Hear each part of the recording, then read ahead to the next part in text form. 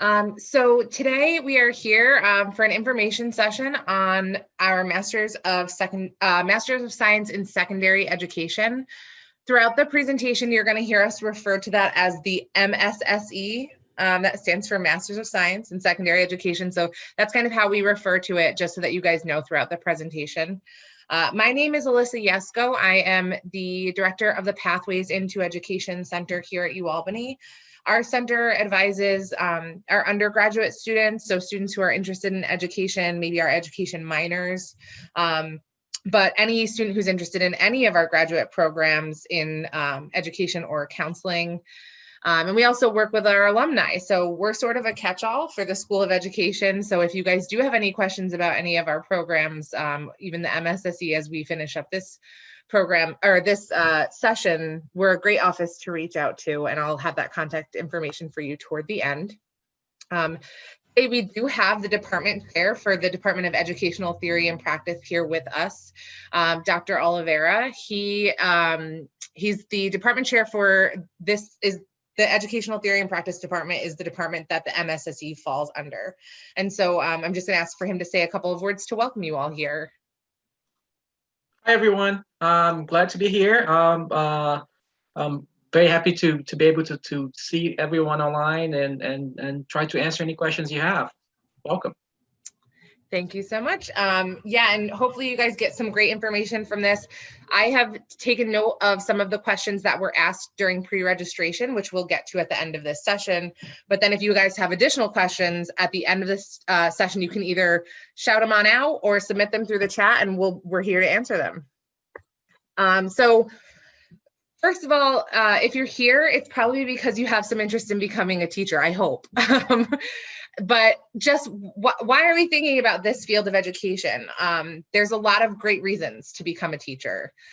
The ability, it's a helping profession, right? So the ability to make an immediate and long-term impact on your students' lives. So perhaps there's a teacher that you can think of that made a big difference in your life and influenced you in a positive way. And maybe you want to pay that forward and be that person for someone else. I think now more than ever, teachers have the opportunities to address and meet the challenges of inequities that are seen in education.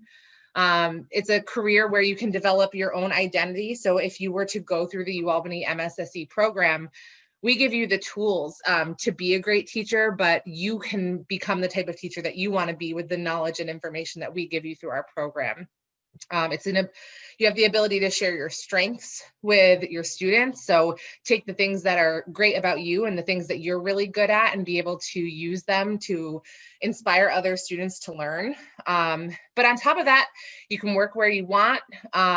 There's always going to be jobs in teaching, and every day is going to be different, and you'll continue to learn throughout your entire career. So it's an ever-changing field, but in a lot of ways, that's such a great thing. So our Masters of Secondary Education, this is just an overview of the program. It is a wonderful opportunity for students who do not already hold a New York State teaching certificate. So if you ever looked at some of the graduate programs on our page, a lot of them do require that you have prior teaching certification in order to enter. This is not one of them. So this is a great opportunity for not only for our UAlbany undergrads who don't have teacher certification, but for anybody who decided that this is the field that they want after they finish their bachelor's. It's a full-time program that lasts about 16 months. It consists of both coursework, practicum experiences, and student teaching. It provides initial certification and the master's degree needed for professional certification in New York State to teach a secondary subject for grades 7 through 12. So what that means, in New York State, you have to have both initial and professional certification to continue to teach through your career. That initial certification is earned through the program.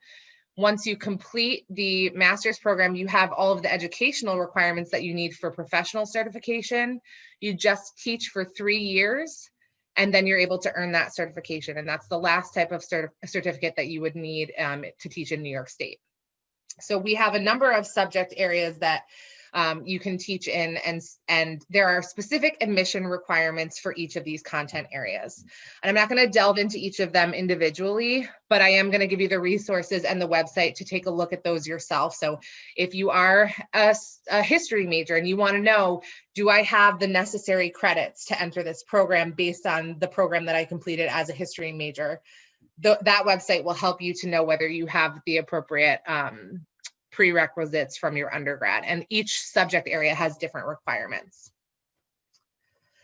We do have an option if we have any UAlbany students here for a combined program that allows you to work on master's level courses while you're a graduate or while you're an undergraduate student. So it's a combined bachelor's master's program called the Great Dane Teacher Program. Students can count up to 12 credits during their bachelor's program toward their graduate degree, saving them both time and money. All of the admissions requirements remain the same, as well as the deadlines. And students can pursue this at their junior year or after one full semester at UAlbany as a transfer student and junior status.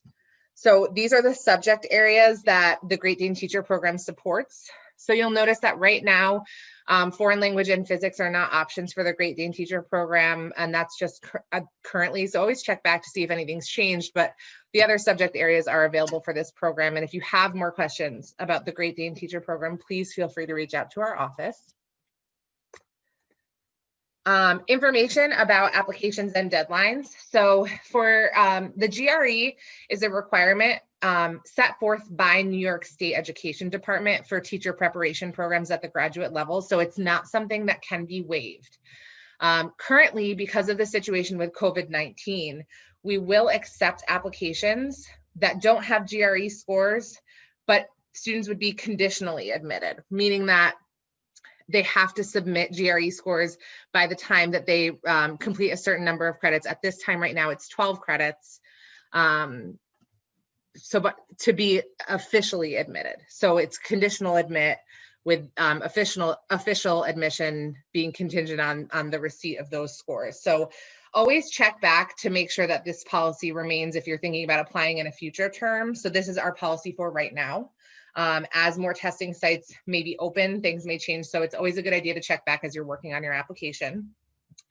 Other application requirements include a minimum 3.0 GPA overall and in your major and content area, 3 letters of recommendation, at least 2 from a college professor in your content area, 3 credits or 1 course equivalent of language other than English, the credit requirements in your content area, which I mentioned before, and you can check out our program website for more information on whether you meet those. And then a statement of goals, and then a possible interview. So students who submit an application may or may not be called for an interview. So strong candidates will be contacted and the interview becomes part of the application process. Currently, our application deadlines, I think I need to update these. And I'm gonna take a look at the website in just a moment, just to confirm that those are correct.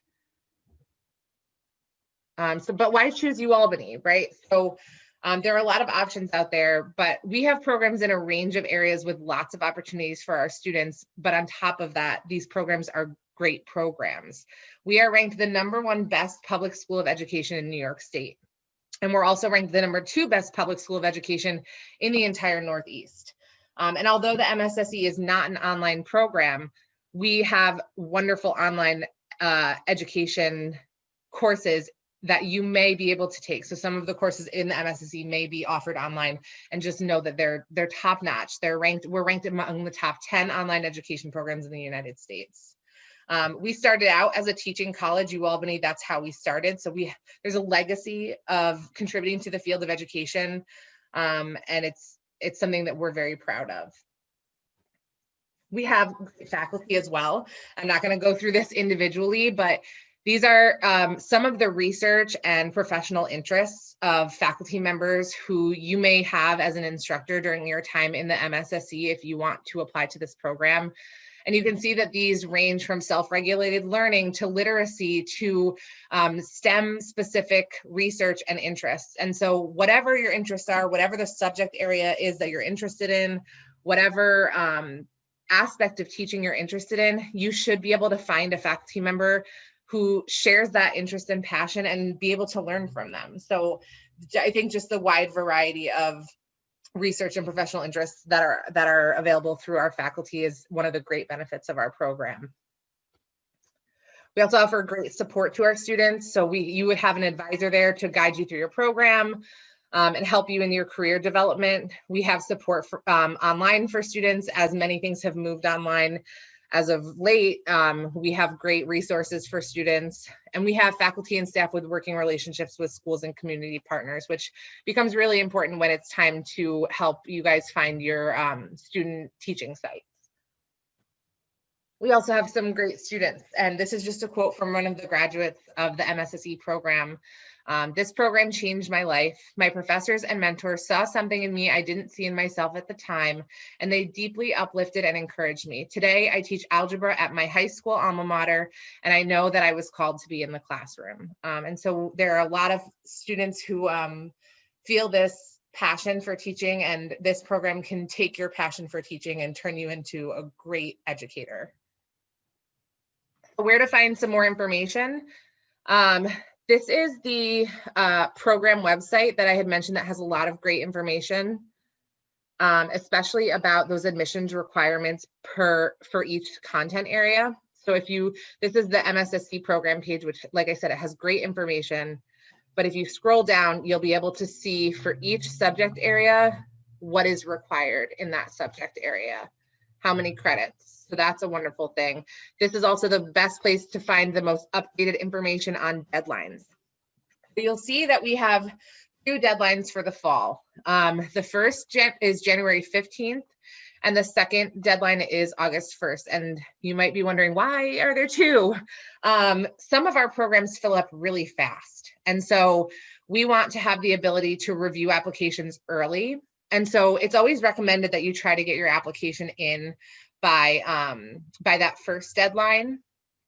And then that would allow for the ability for interviews to take place. And like I said, some of the subject areas, some of the content areas for this program can fill up quickly. So it's always a good idea to work on that application and get that in as soon as possible. But we do have that second deadline for students who aren't able to do so. That's to begin in the fall of 2021. And then if you wanted to begin in the summer of 2021, we have a hard, fast deadline right now of January 15th. And that would allow you to begin typically in late May, early June. So that's our program page, but we also have the graduate bulletin, which is another wonderful resource that similarly has information about the program, the admission requirements, and it also goes into depth about each of the requirements for each of those content areas. So you'll see for math, for social studies, for English language arts. And so you can learn a little bit about the program itself, the program of study. So the graduate bulletin is another great resource for interested students. And then the PI Center, which I mentioned earlier, which is where I work. It's a great place to send all of your questions. And if we can't answer your questions, we're going to connect you with someone who can. If you're interested in having more of a conversation with someone about your aspirations, we have Zoom hours every day of the week, Monday through Friday, where we're just waiting for you to pop in and ask us questions. So we're there to speak with you live. But we're also very diligent about our emails, and we work really hard to get you guys the best information on answers to your questions. And we try to do so in a timely manner. So please feel free to use us as a resource here in the PI Center, and to reach out if you have a lot of thoughts after this presentation and a lot of questions. But speaking of questions, we do have some that were submitted as students were registering for this session. And so some of them might have been answered already, but I want to go through them to make sure that everybody knows that their questions are valued and that we're here to answer them. So Dr. Oliveira, it might be good for you to answer some of these questions, especially this first one. So what qualities do all good teachers have? Oh, that's a tough question, huh? It is tough, yeah. Oh, wow. I think for me personally, I think a good teacher is it's knowledgeable about the content area. A good teacher is supportive of students. A good teacher is aware of all the issues going on at the moment. You know, there's so much going on in terms of, you know, politics and political dimension of schools, you know, talk about COVID and reopening schools right now. A good teacher has informed position on those kind of issues that are being discussed right now. Um, a good teacher is inclusive, is aware of issues of representation that's going on, social justice, and those kind of issues. Uh, and I'll leave it at that, so I don't keep going on and No, on. I think that's a great answer. That's a great answer to a question that can have a lot of answers. What is the job market like for 7 to 12 STEM teachers? Well, I think the job market is it's pretty exciting. I think there's a lot of opportunities out there for sure. And I think the projections that, as far as I know, is that for growing demand for teachers. So very good perspectives. Does this certificate transfer to other states?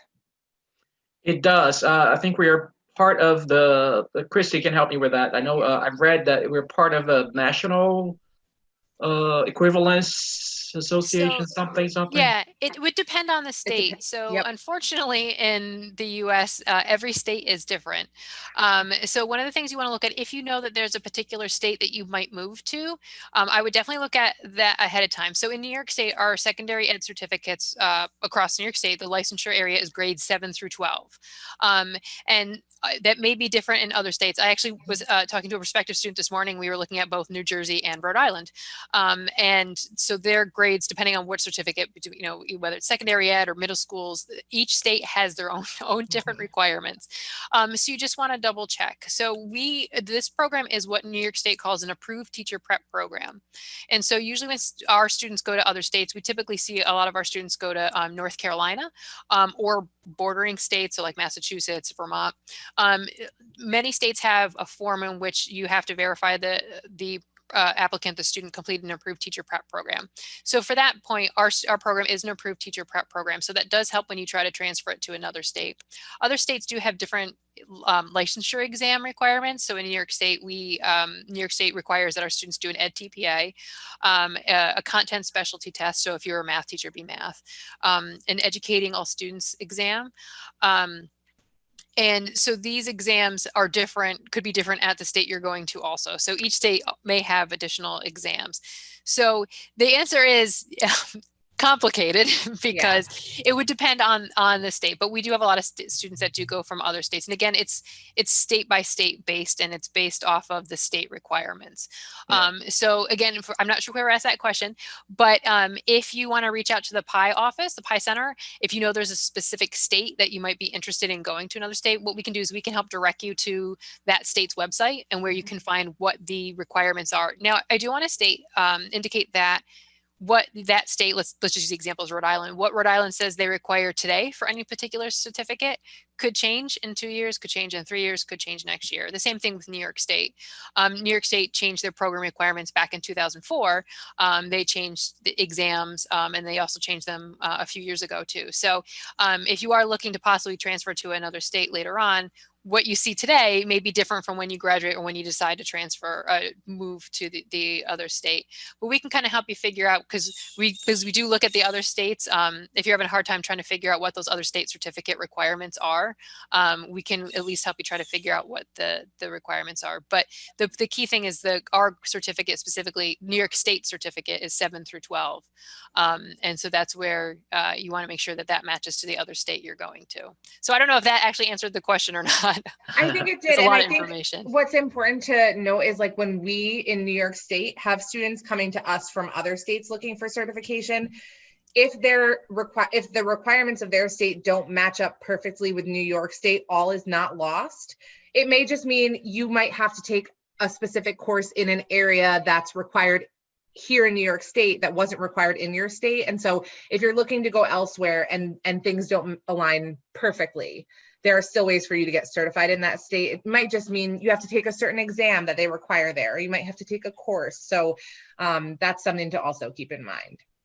Yeah, and that's why it's at least good to know ahead of time. Again, it's a state basis, so it's based on any approved program in New York for secondary ed is grades 7 through 12. So we all have to meet specific requirements that state ed says. So what New York State requires might be different than, again, what Rhode Island or New Jersey requires, and the grades may be different. Also, again, I thought we're a member of that I don't know if it's an association or something called NAPA or something. Yeah, It's as far as I know that they haven't used that. The agreement doesn't work because of now all the different exams that different states are looking for. So each state, from what I've seen, at least in the past year or so, have been using their own different forms to verify an improved teacher prep program, and then also if they have their own specific exam requirements or curricular requirements. So it now unfortunately depends on state by state basis.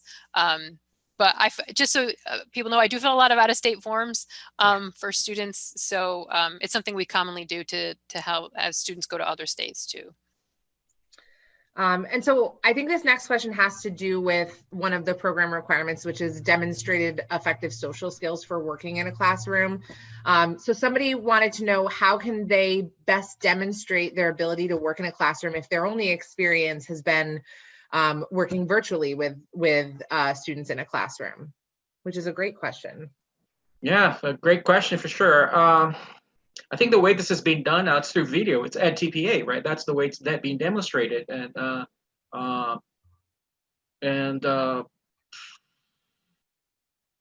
Christy, Sure, I can explain. So the EdTPA, which is required in New York and also other states, not all states, but a lot of other states require the EdTPA. It's a video performance exam that's required for initial certificate. So in New York State, the first level certificate you get when you first complete a program is initial. So it's the first level. And so currently New York State regulations have all of the certification exams attached to the initial. So the EdTPA is a video performance. So you do actually videotape a lesson. And there's also prompts that go with the EdTPA. So you can actually Google EdTPA and it'll come up. It's hosted through Pearson, and you can get information. But so that's how the state ed should be able to evaluate, obviously, your ability to stand in front of a classroom and have in the assessment piece. Well, it's actually Pearson that does a big testing exam, but you do get a score based on that. And currently, Pearson has an option where if you are in a remote classroom, how you can take the EdTPA with a remote classroom. So there's, I guess, regulations, or they give advice about how to videotape a remote classroom, which is interesting. I don't know if it's like the camera's behind you and shows your screen or how that all works, but they can show, you'll be able to see that. And one of the things too is obviously with our student teachers, we have a mix of student teachers right now that are both in remote and both face-to-face student teaching experiences. And so the school districts and your cooperating mentor teacher, no matter which program you go to, still has the ability to see your effective social skills for teaching, because in a remote classroom, a lot of them are like this, where you're in front of students. And so your mentor teacher could also work as a very good recommender for any future jobs, job applications. So I think, again, this is across any of the programs, and I would say across the country, because a lot of the secondary ed has shifted to be a mix of remote and face-to-face experiences. But the EdTPA specifically is a video exam that will be will be scored for New York State for that piece. But if you're looking for future employment, your mentor teacher who will work with you, again, in any program, you have to have a mentor teacher, can be able to best recommend you to future employers and can talk about those social skills, from a remote or from a face-to-face experience. I don't know if that helps either.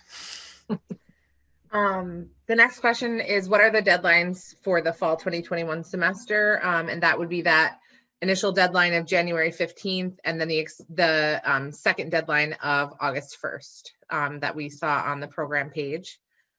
And then the last question is it still possible to get into this program without the minimum 3.0 GPA? It is a certain point, as long as it's not, extremely lower than 3, that we do take into account other documentations or performance as well. So we try not to reduce each applicant just to that one number. So we do take into account, your layers of recommendation, your performance on things like the GRE. Maybe you have a lower GPA, but your GRE's scores are really strong.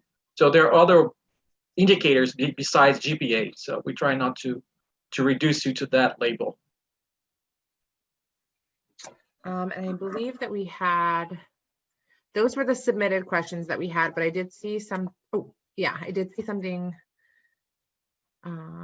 Oh, somebody just had to hop out, but is there any questions that you guys have for us after that presentation? Elisa, can we also give them a chance to introduce themselves too? I'd like to know who's Oh, on the sure. other side too. Of course.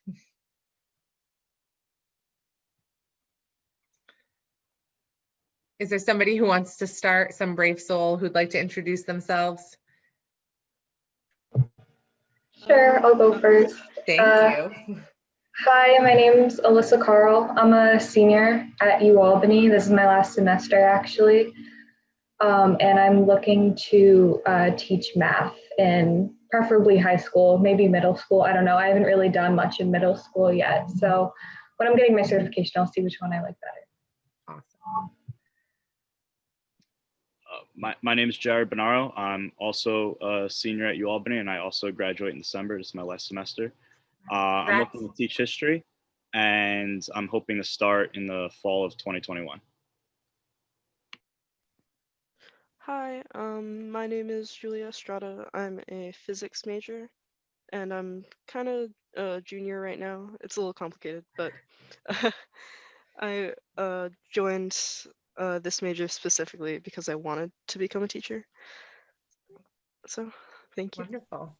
Julia, just so you know, we don't currently have a combined program with physics in the MSSC program, but we actually have the paperwork in governance right now. So if you're a UAlbany physics major, hopefully it gets approved. And then so maybe we will have a combined program with physics and the secondary ed physics, hopefully starting in the spring. So if you're an UAlbany student, you can check back with the Pi Center maybe in January to see if it was approved. So maybe it's coming. So that could be an option too for possibly for the spring semester.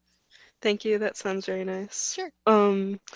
I initially didn't actually know if there was any combined programs. I was originally intending to just get like an undergrad in physics and then find the master's program afterwards. Yeah, the Great Dane Teacher Program is a brand new initiative. So we just started this year. So it's brand new. That's why we're still working on that paperwork with the physics department. But like Christy said, hopefully if it goes through, that can be something that you can look into and possibly apply for. Thank you. I'm looking forward to it. Awesome. So Allie's introducing herself because her microphone doesn't work, but she's looking to teach math and she's a senior. So hi, Allie. Hi, I'm Peyton. I'm a senior at Geneseo, and I'm looking to be a math teacher as well. A lot of math in here. That's awesome.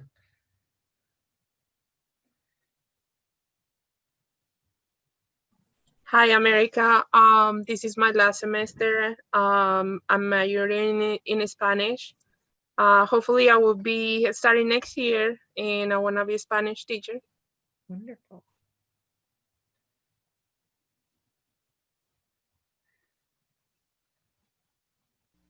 See, I think we just have Abby and Wyatt left. Hi, I'm Abby. I'm actually a freshman at Albany, and I'm looking to be a physics teacher. Amazing. Great. And then just Wyatt. I'm a junior at RPI, math major, and I'm not sure if I want to be a teacher yet. Yeah, well, that's what you're here for, to learn a little bit. So hopefully you got some great info while you were here. There was a question that popped up. Would it be beneficial to start in the summer as opposed to the fall? So if we're not talking about one of the combined programs, if we're talking about just the master's program does require, does need a summer of some kind. So if you start in the fall, then you would take courses the following summer.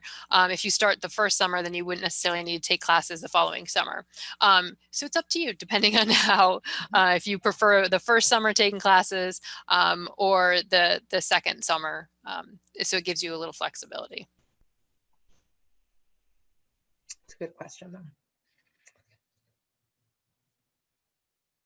Do we have any other questions from our attendees? I do want to also follow up too with the out of state question. Because each state is different, I definitely recommend, and like I said, whoever asked it, if they happen to have known, like, I want to go to XYZ state afterwards. And in New York State, because all the programs, if it's an approved teacher prep program like ours is, we all fall under the same regulations that New York State has. So you just want to look back at that's the other state that you're interested in, again, to see the grades. And that's really important to know, I think, ahead of time. Anybody that I talk to, no matter what, whether they're a freshman or a sophomore or coming into the grad programs now, is if they know that they might want to go to another state, to definitely look now to match up those grades. Because if someone's interested in teaching middle school, so obviously New York, our certificates 7 through 12, so it covers the 7 and 8 grades. Other states, their middle school certificates might be different. It might be like 5 through 8, and then high school's 9 through 12. And so that's an important thing. And again, it can change. Every state has the ability to, or might change their regulations at any time. But it's kind of a good idea to have to figure out, if there is a specific state, what theirs looks like. So that way you can maybe plan on, if you have to take extra courses, or what that might involve for, going to a different state afterwards. Oh, someone was curious about where they can get the recording for this session. So I am going to send the Pi Center email address through the chat. You can reach out to us and we will provide you with a link of the recording if you wanted to listen through this again and kind of maybe take notes or just hear through that information one more time. Also, for those of you who are new to education and you want to find out a little bit more about what's going on in New York State in terms of teaching, we do have associations. I put the Standings Association, the Science Teachers Association of New York State. I see that. Yeah. The link there. So it's a good resource for you to have if you want to find out more what kind of things are being discussed and what's going on within the profession at the state level. There are other ones. I'm trying to remember what they are in mathematics, and each content area, I think there's a different association. So we do have another question. What would the teaching equivalent of an internship be? Like, what would be a way of getting some experience before actually being a teacher? So there's a couple of ways through our through the MSSC program and through New York State requirements. New York State, again, monitors regulates approved teacher prep programs. There are 2 types of experiences. One are field experiences, and that's sort of your first introduction to what it's like to be in a classroom. And then there's the secondary, which is the student teaching perspective. So the student teaching experience is where you're actually in a classroom, leading the instruction piece. And again, this is New York State regulations. So all the prep programs you go to are going to have these 2 different types of experiences. So when you do graduate, you would have already had the opportunity to not only see good teaching through your through your field work, that kind of pre-student teaching experience, but also yourself have the experience in the student teaching, and you're partnered up with a mentor teacher. So obviously the lead teacher for that classroom will be your mentor teacher. So they'll watch you in your student teaching and give you advice, but you'll have that semester experience of actually being in front of a classroom and student teaching like that. So that's how the internships work. Now, for those of you that are undergrads right now, you can kind of, if you're not sure if you want to be a teacher or not, and you can check. So each institution is different. So we have an opportunity. We have EPSY 390, which is a kind of a community service experience for K through 12. So you can kind of get into a classroom and observe and see what the student teaching is like, or see what teaching is like, to see if that's what you're interested in. Other institutions may have similar courses. So if obviously you guys are content majors, but you can reach out to your college or university and just see in their like School of Education or College of Education, if they have an opportunity where you can take a course that allows you to observe or be part of a K-12 course. Again, that doesn't satisfy the student teaching experience for your teacher prep program, but at least it gives you the opportunity to kind of see, is this, what I want to do, by kind of seeing it from not the student perspective, but seeing it from the leader in the classroom type perspective. So I don't know if that helps answer that question. We had another great question about letters of recommendation. So how does that process work? Through our graduate school, you apply for the program online and you enter the email address of the people who will be recommenders for you. And our system automatically sends a request to them where they submit their recommendation for you online, and it gets automatically uploaded to your application. So it's a really easy process. And so as long as you've let your recommenders know in advance that they'll be a recommender for you, they should be expecting that email once you've entered their contact information through our graduate school when you go to apply. And then they can just submit it. Another good question. What GRE scores should we be shooting for? This is a question we get a lot. As high as possible. Well, we don't have a specific cutoff point. We would like to see you do well, you know, especially if it happens to be like we discussed before, you have maybe a slightly lower GPA, you know, we do want to see you do well, so as fast as possible. And what we usually tell students for all of our programs that require GREs is to keep in mind that your GRE is a portion of your application and that all parts of the required application are considered. And so we will be looking at those letters of recommendation very closely. So maybe you don't do as wonderfully on the GRE as you would have hoped to, but you have a strong GPA, you have great letters of recommendation, you have a wonderful personal statement, and you blow us away at the interview. You know, we would hope to be able to say that those GREs wouldn't be a deterring factor. You know, I think generally we tell some of our graduate students to shoot for that 50 percentile range at the very least. But that's, I think Dr. Oliveira said it best, just try to do your best. There are a lot of wonderful online resources to help you prepare for the GREs. And so I recommend that you look into those. Do we know the average GRE score, Dr. I actually have this average somewhere. Okay. I have to look it up though. Give me a minute. Totally fine. No, that would be good and helpful to know. But do we have any questions while Dr. Oliveira is looking into that?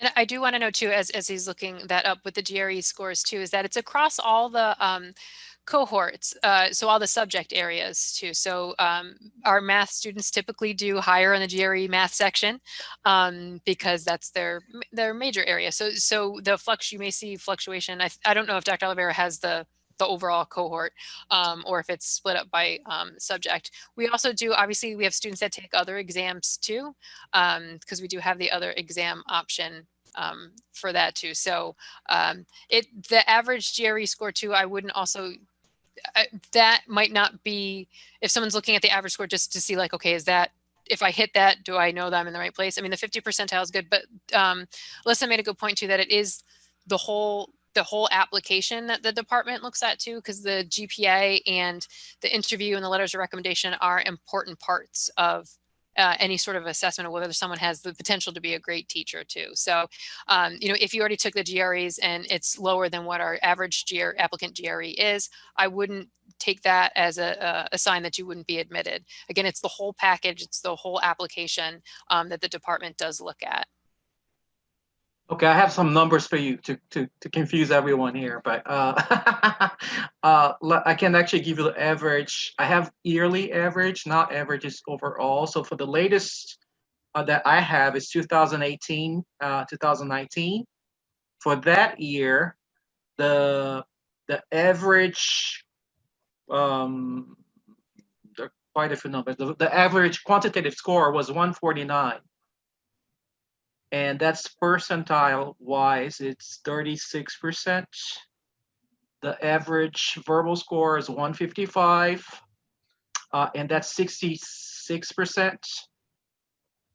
And the writing score was 4.31, which is the percentile is 69%. I don't know if that helps, but that's. I think that's helpful. Sometimes it's good to just have some concrete numbers, so that's helpful. But also to keep in mind all of the caveats that Christy and I and Dr. Oliveira mentioned. Is the GRE available in Spanish? It's a good question. I would check the GRE website to see what options there are for those whose first language is something other than English. That website, let me see if I can pull that up so that I can share it with you. It's ets.org. I thought so. Okay. I'm just gonna link that for you guys. This is where you can find some more information about the GRE. I will say that while we are allowing for that slight exception to when you hand in your GRE scores, that right now through December, as of right now through December, you have the option to take the GRE at home. Who knows whether they'll extend it past that time. That's what we know currently. And that there are testing sites that are opening up. So if you are thinking about applying, it's certainly possible to submit your GRE scores, even though we are allowing for that little bit of a time lapse if needed. And that website that I just linked will provide some information on the GRE at home option. What times of the year is the GRE typically run? So I would go through that website that I linked to find a testing site near you and see where and when the exams are, because they're offered all throughout the year, several different times. I think they can also take it at home right now, Yep. right? I think that they have that option. Yes. Through a computer-based program. Yep.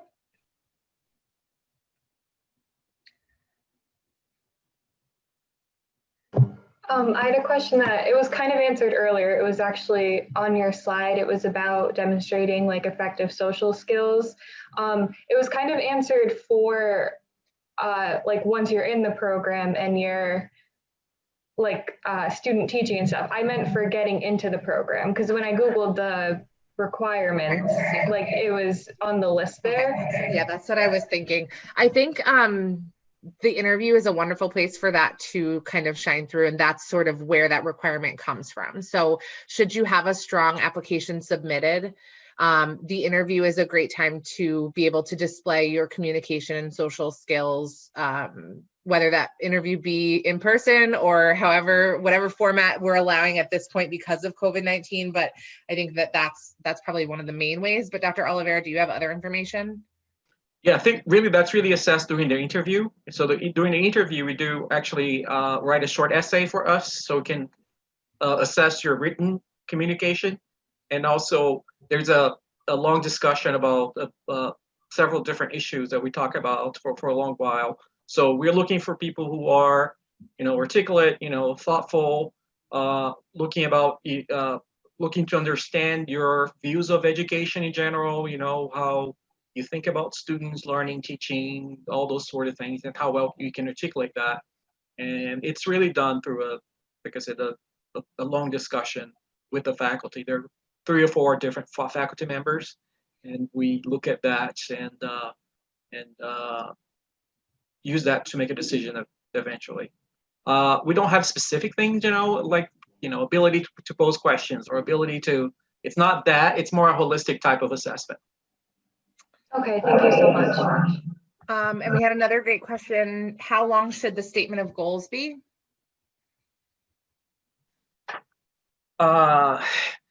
Honestly, when I look at that particular document, I'm not really interested in counting pages, to be frank with you. I do like to see someone who's well articulated in terms of personal goals. It is sometimes impressive when someone knows very well what their goals are and can articulate it in depth, for sure. But at the same time, it's really about the quality and the content as well. So it's kind of a case-by-case situation. I don't think that being longer necessarily means being better, but longer sometimes can be good if the content is good as well. So content and quantity, both I think need to be taken into account.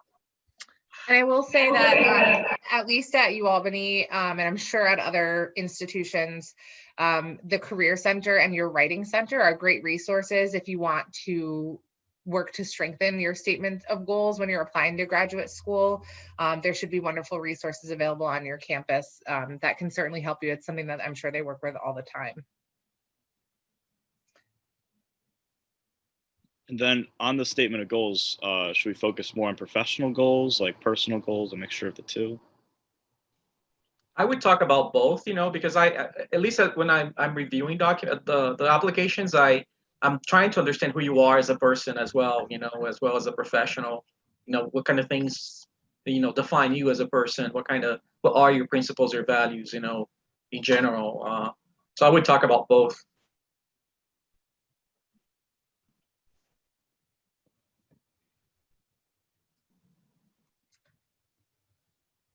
Any other questions?